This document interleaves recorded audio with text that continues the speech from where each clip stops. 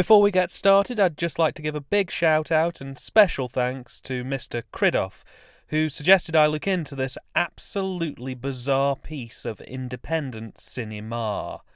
Cridoff, you're a gent and a scholar. This was an experience.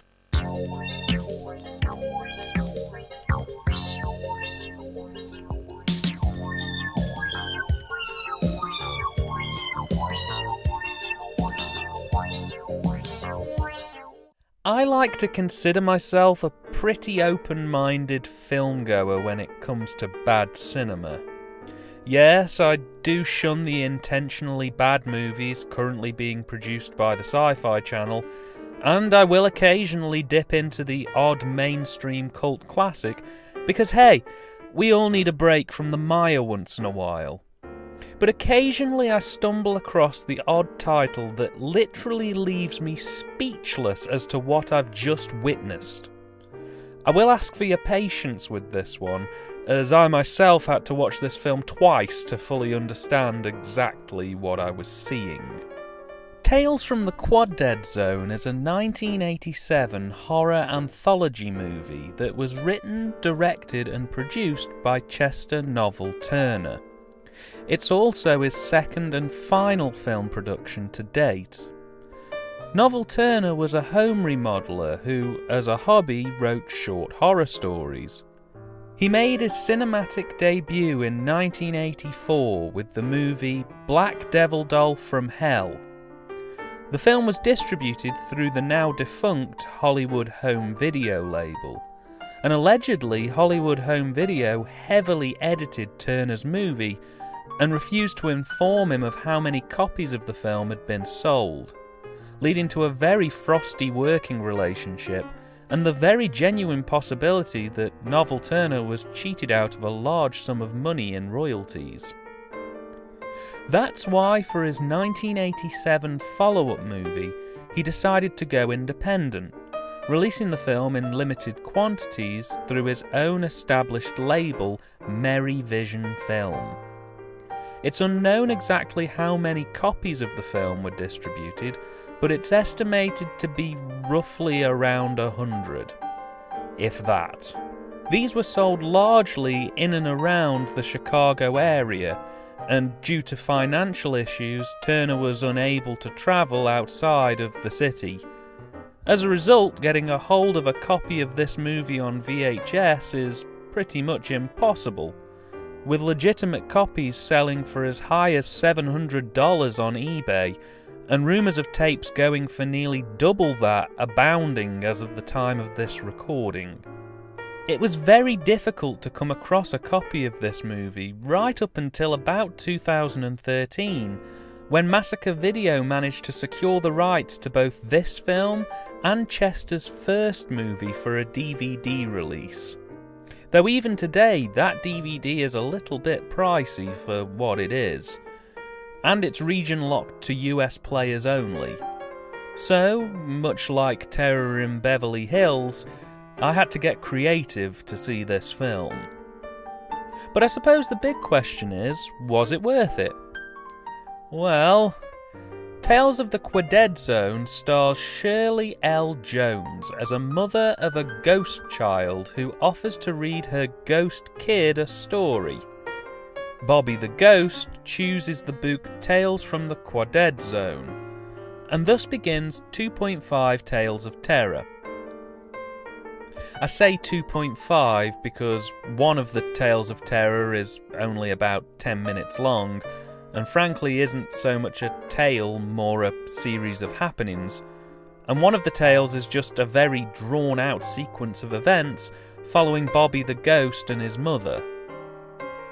From the premise alone, I feel uncomfortable. Anthology films typically tend to have at least 3 tales of terror, followed by some kind of horror-fueled incident involving the movie's host.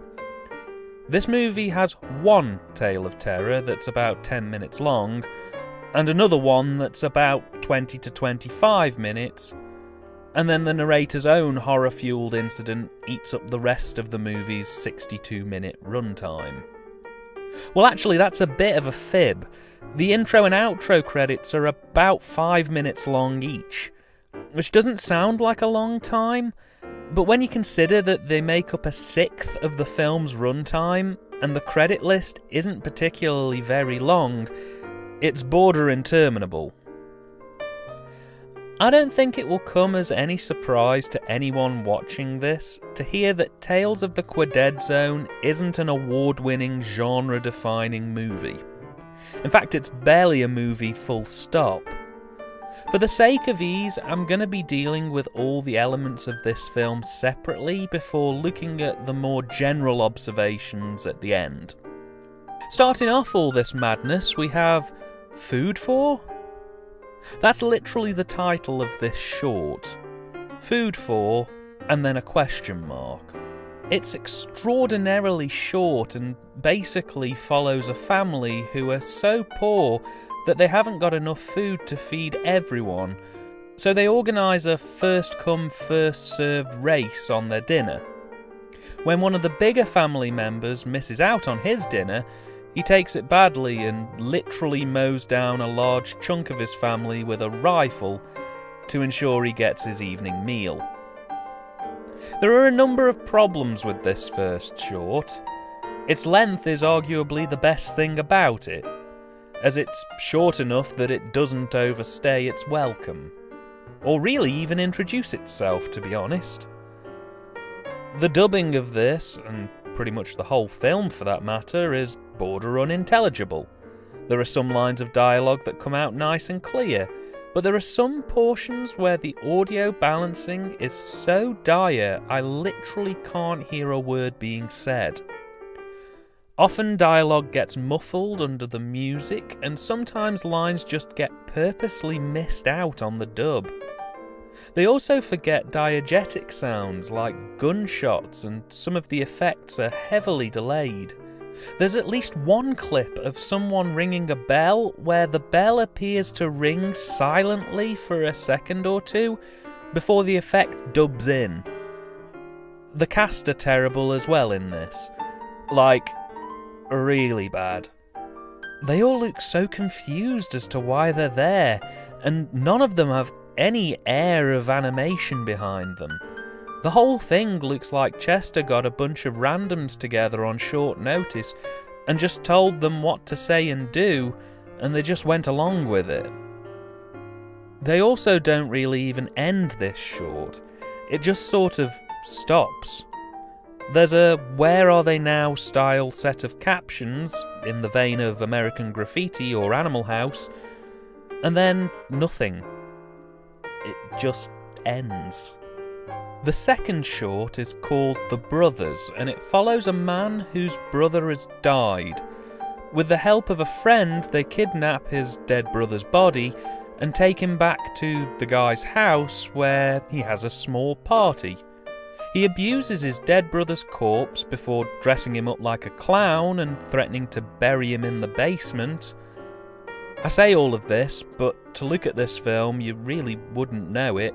Indeed, I watched this section of the film thrice, because the first time I watched it I had literally no idea what was going on with it, and the second time wasn't much clearer. Most of the film isn't lit, so a massive chunk of the beginning and middle of this film are represented as literally dark smudges moving across a dark screen.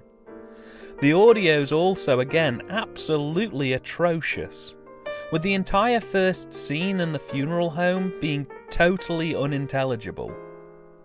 It does get a bit clearer by the time we're at the party scene, but music occasionally breaks in and totally muffles any dialogue pretty much instantly.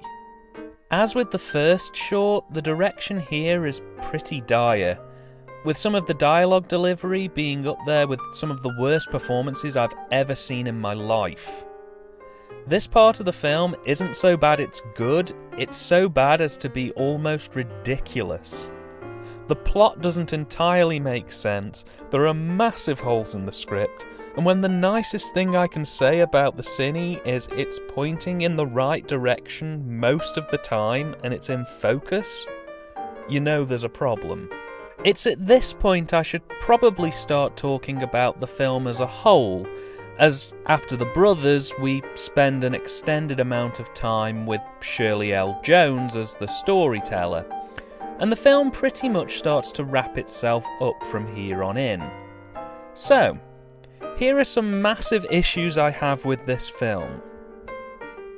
The direction of all three of the stories in this film are appalling, with the exception of Shirley, who seems to be able to read her lines with at least an emotion of some nondescript origin. Everyone to feature in this film sounds scared, confused, and completely bewildered by what they're being asked to do.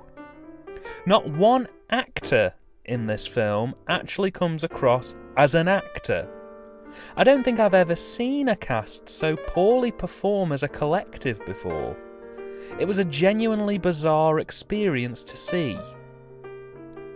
The scripting is totally disastrous, there's no sense of pacing, the first story is way too short and just stops, whereas the main story, dealing with Bobby the Ghost and his mother, has almost the opposite problem, in that the story goes on way longer than it naturally should have, and seems almost never-ending. There's a stabbing scene that seems to literally go on for an eternity, and in many ways I was reminded of Adult Swim's Too Many Kooks sketch from a few years ago, in the sense that every time I expected the film to sort of naturally end of its own accord, it'd just continue almost endlessly. In many ways, though, I will say that to me this worked to the film's favour, because it added an element of surprise. I genuinely had no idea when the film was going to end, other than the knowledge that it was 62 minutes long and that it had felt like about 400 years had passed by the end of the second short. So every time I felt like the script was working towards an ending and then it didn't, I started to ask myself, where could the film possibly want to take me now?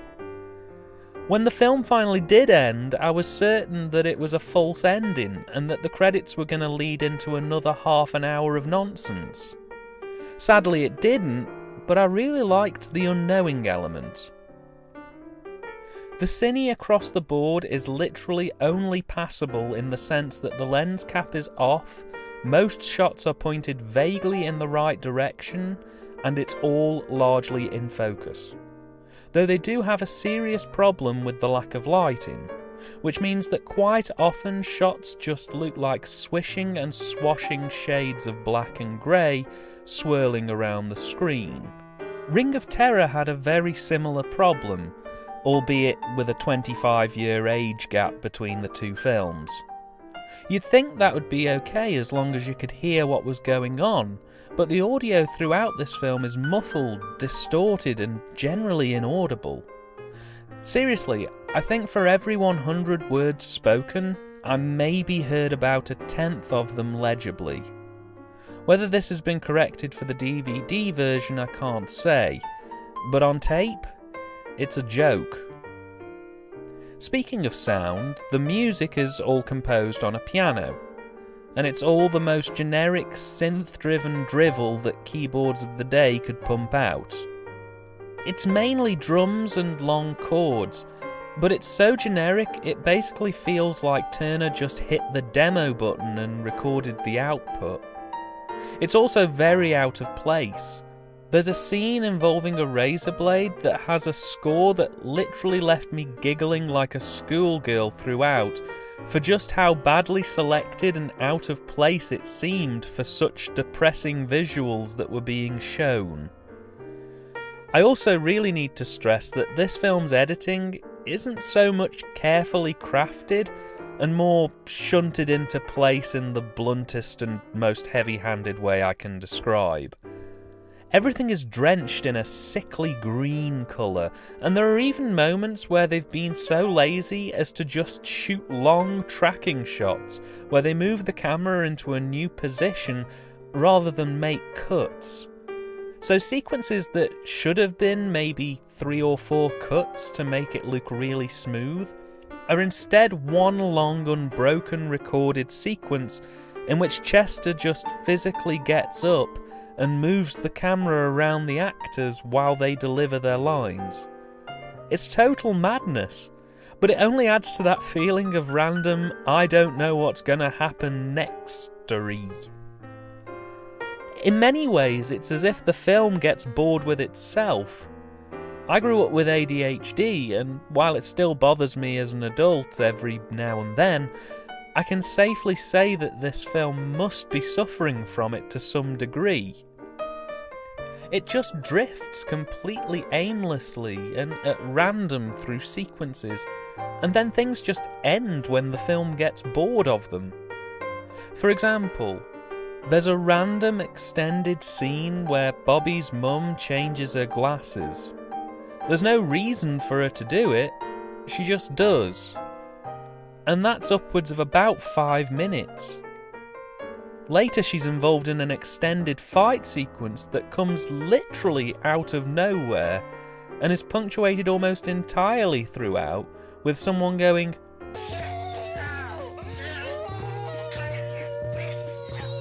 over and over again. The film gets bored with its own premise about 3/4 of the way through the second story, and from there just goes off on a convoluted and surreal ramble. I had to watch this film all the way through twice, just to make absolutely sure I wasn't missing something, as I got halfway through the first viewing and came to the realisation that I didn't have a bloody clue what was happening anymore. But no, the film is actually like that. It's totally inaudible, it's a complete ramble for the most part, and it's bordering on Dada-esque in terms of improvisation. I genuinely have to question if this film had a script.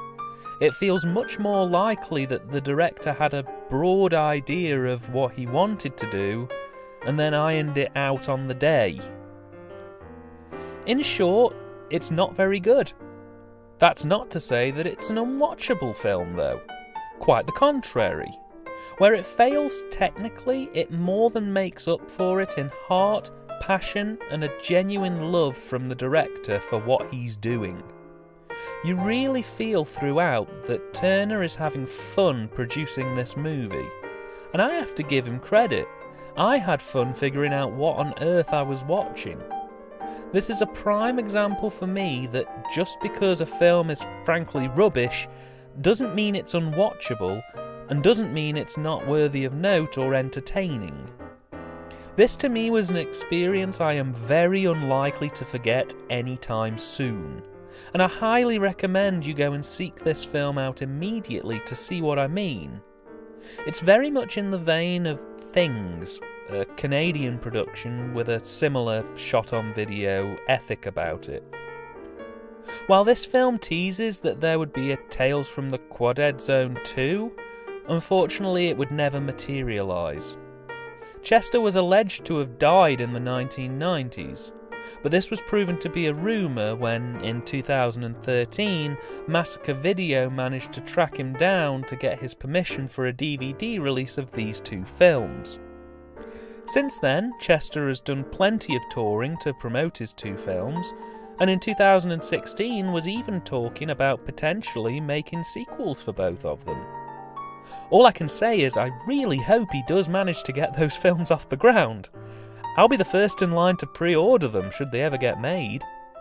It's films like this that help break the monotony of the usual hack-and-slash mainstream horror films.